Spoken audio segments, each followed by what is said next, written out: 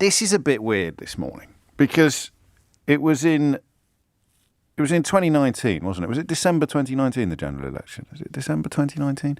I mean, if it wasn't for coronavirus, that would probably still feel like yesterday. As it is, it feels like eons ago.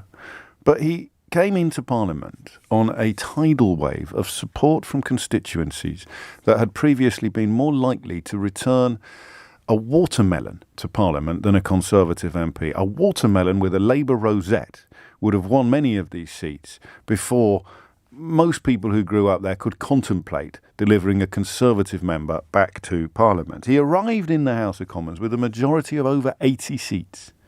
That is an astonishing mandate to do more or less whatever you want, or so he thought. Certainly in a legislative or a parliamentary context, he could do whatever he wanted to do, except, of course, influence the minds of negotiating partners from other sovereign countries. That perhaps was the first of the lies to fall after he arrived in Downing Street. The idea that by sheer force of will or personality, or God forbid, belief or unicornism, then the European Union would miraculously turn its back upon a lot of the issues and requirements that it had been reiterating for years. But he came in with the support of this so-called Red Wall. And I find it fascinating that they have reportedly already turned on him. Now, I don't know if we'll confine today's conversation to voters from those constituencies, but I might start off trying to. As ever, I like to make my job harder. Every minute of the opening moments on the programme, I like to make the job a little harder than it is already by narrowing the focus down to people who are really qualified to comment on the question of what is going on. So the Red Wall constituencies are the ones that are most interesting here. The ones elected in 2019, to broaden it out slightly, the ones who got in 2019, about 20 of them gathered to discuss Boris Johnson's fate. And one of them has already publicly confirmed that he's submitted a letter of no confidence in Mr. Johnson. And I'm not, obviously, if you've ever listened to this programme for more than 6 seconds, you will not be in need of me explaining that I'm not a big fan of Boris Johnson. I mean, in fact, it's probably worth reminding some people. I had to leave the BBC in order to retain my freedom to criticise Boris Johnson in particular, Brexit in general, and Donald Trump as well. Actually had to quit the BBC in order to be able to continue to criticise Boris Johnson. But there is, as I discovered on Twitter yesterday, still a small rump of true believers who think that I put Boris Johnson in Downing Street. I'll leave you to do the sums on that one. So the idea that I would be encouraging you to feel some sympathy for him is, I hope, ridiculous. Absolutely ridiculous. But they're pretty ungrateful, aren't they? It's like, I mean, this is the caveat emptor bit of the equation, isn't it? The buyer beware. How can they, after 2 and a bit years, turn around and complain about Boris Johnson being exactly who he was when they hitched themselves to his coattails? 0345 6060 973 is the number you need. Can you talk me through the calculation here?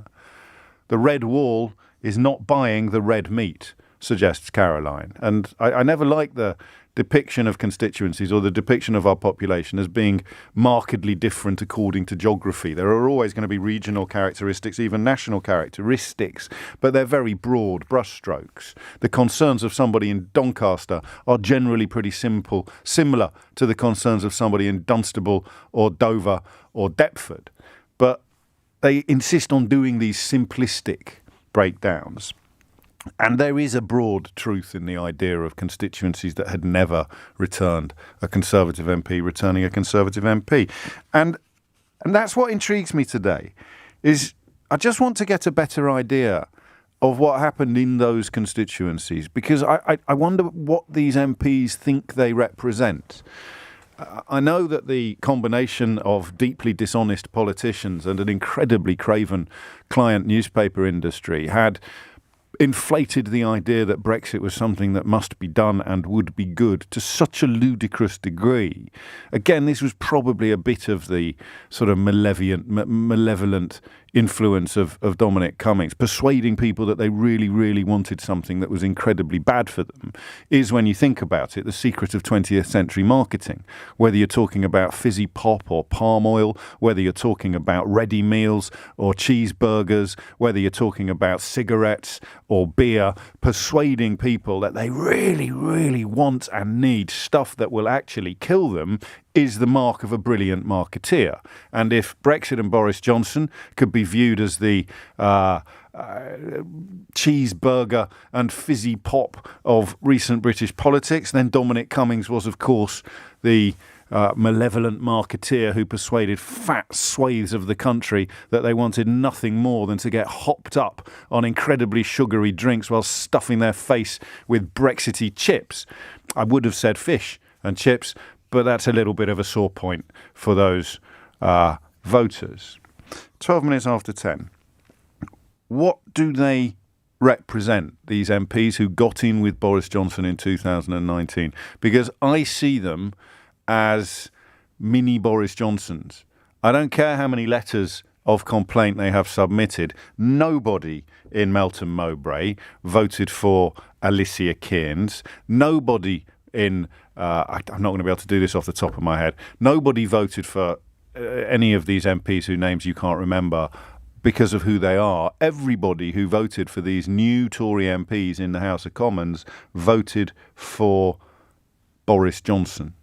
So I am fascinated by the calculations or contortions that you as a voter in these constituencies, someone who voted Tory in 2019, possibly for the first time, but not necessarily, someone who voted Tory in 2019 and returned an MP for the first time, a Conservative MP for the first time from your constituency, what did you vote for? If not for the idea that Boris Johnson was some sort of messiah. What did you vote for? I don't think you voted for complicated policy announcements. I don't think you voted to abolish the BBC or drape every public building in an enormous union flag. I don't think you voted to have the national anthem pumped out of tannoy speakers on every public square at precisely 7 o'clock every morning. I don't think you voted for health policies or fiscal policy. I don't think you voted for tax policy. I don't think you voted for anything. I'm sorry if I'm offending you, but, you know, you can call me and tear me off a strip. I think you voted for the idea that Boris Johnson was brilliant and Brexit was a great idea. And these MPs who were queuing up to harvest your votes in 2019 were the loudest amplifiers of those two ideas in the country, with the possible exception of the ludicrous right-wing newspapers and their fellow travellers in the broadcast media. So what did you vote for in 2019 in these red wall constituencies if it wasn't for the idea that Boris Johnson could be trusted and Brexit was a brilliant idea? Both of which, you might not be ready to admit the second yet, but the first has been completely exploded by reality and events. And all the people who sat here, even the ones that had to leave the BBC to do it, telling you precisely what Boris Johnson was, what he had been and what he always would be, sit here with a sense of genuine bafflement at what the hell you thought would happen. And I've shifted slightly in the course of this introduction because I think these people are awful. They tool around the northeast of England, Wigan, Doncaster, elsewhere, tooling around there, telling you Boris Johnson is the answer to all your problems. And then 2 and a bit years later, they're turning around and saying, well, we've got to get rid of him. Just explain it to me.